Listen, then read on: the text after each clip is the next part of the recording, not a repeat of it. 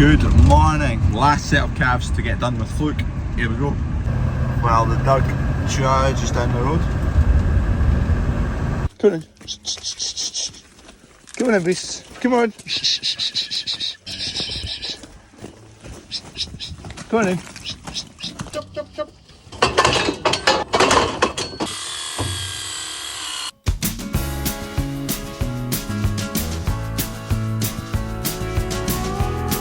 That's the first wee batch done. We've split them into two groups just because we've only kind of got that bit of space to play with, so we couldn't fit them all in there. We've only got about 8, 9, 10 left to go. Not filmed too much just now because you've seen plenty of the same job in the last couple of days. There's a bit of an outside holding pen here. That's quite a common use for these motorway barriers. Making cattle pens out of them. Anyway, here they come.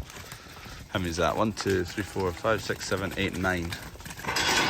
This is the last lot. More Charlies in this bunch.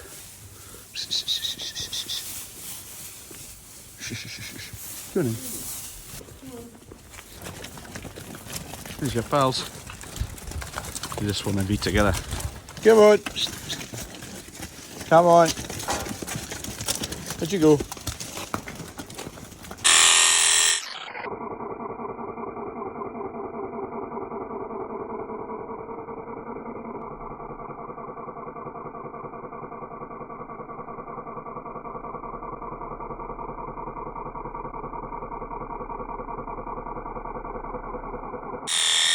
Final two.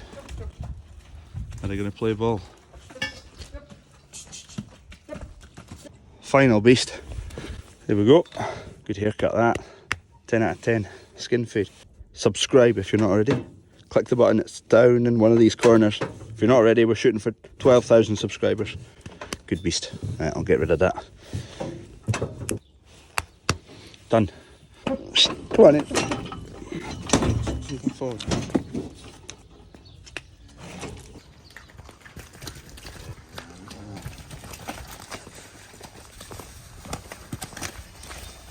And that is all the cattle clipped and done for Fluke. Right, we're off. Crushers on the back.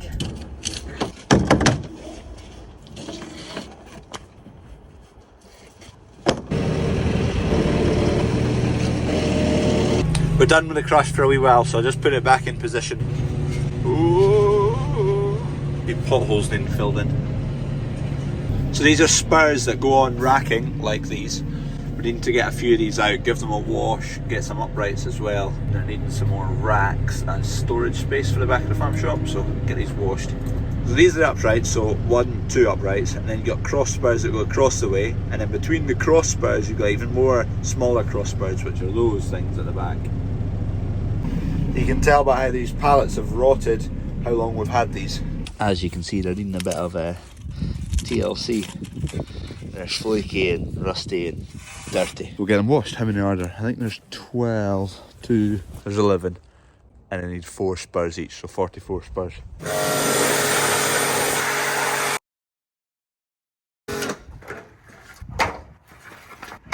I've pulled the plug on these.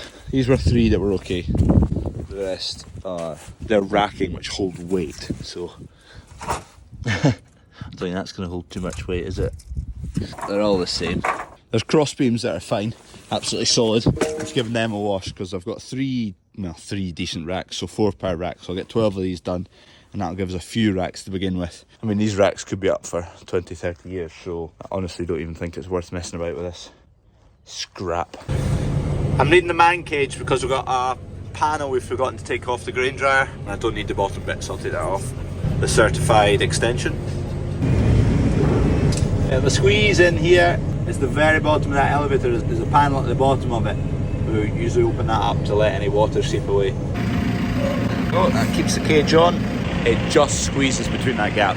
Just need to get some tools and Kev. Kev's just at his tractor. He's making a holder for the front linkage balls. So I think he's bolting it in here. He's just making a wee bracket in the workshop. Ah, you're fine. That's there. Kev's just checking the wheel's not going to hit it. There we go. Just use those 2 bolt holes, and there's balls are there. We're shooting for that panel between the tatty dresser tipper and the wall. And mind my head as well. I told you it was tight. Anyway, we're here at the panel. That's well stuck there.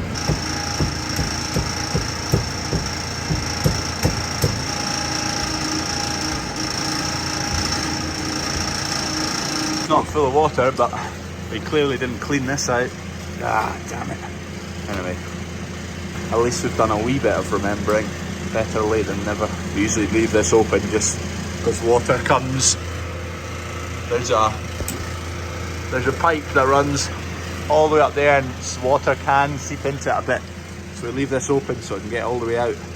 See if we can get out here without hitting anything. We got in here fine. Right, the egg van needs an MOT. Taking it around to the garage, and there's another van that's just been in for an MOT to pick up. Swapping a van for a van. There's van number 3 as well. We've got 3 vans. This is the wee one. One's a Renault, one is a Citroen, and one's a Peugeot. This one is used every day to move eggs from the egg sheds to the grading shed, as well as Kev takes it home quite often.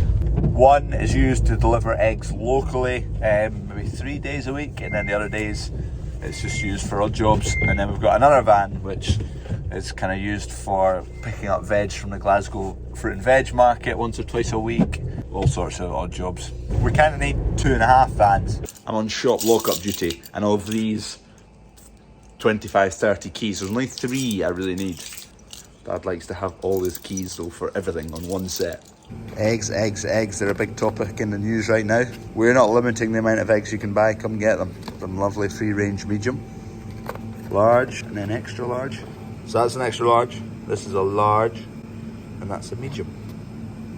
Eggs are a hot topic right now. They're big in the news because of a few reasons. You'll have seen a few guys talking about it, whether it's feed related, feed price related, bird flu related, whether it's supermarkets being tosspots. There's quite a few different factors.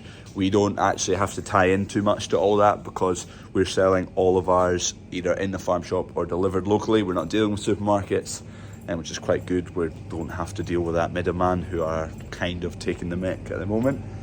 Traditionally, bird flu kind of peaks a bit at this time of year as birds are migrating this way, and they bring the bird flu with them.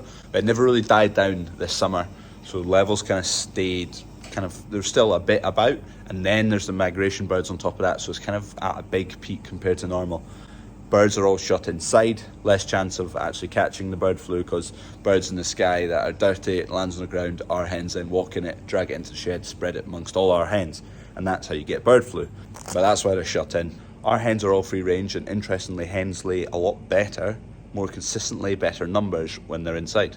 So right now they're laying better than when they'd be outside. They just get into more of a routine. Outside there's different elements, the weather's changing and stuff like that, whereas when they're inside, their climate is identical all the time. There's no changes, they get into routine, they lay well, they lay better. But anyway, that's what they're doing right now. They're in just now. I think it's after 12 weeks, free range hens are then not classed as free range. So our eggs are still free range. After 12 weeks of being locked in, they wouldn't be free range. And traditionally what happens is they lock down for bird flu, and after 11 weeks, 6 days, they let them out again. So all the free range birds in the UK don't become non-free range. Anyway, we'll see what happens with the supermarkets, whether they'll start paying a bit more money to the farmers. Anyway, egg chat over. If you're looking for eggs, we've got plenty. Globeburn eggs, absolutely lovely things. There's loads of people talking about eggs right now. If you want to delve deeper into the egg thing, then there's plenty of other guys talking about it just now. Good night.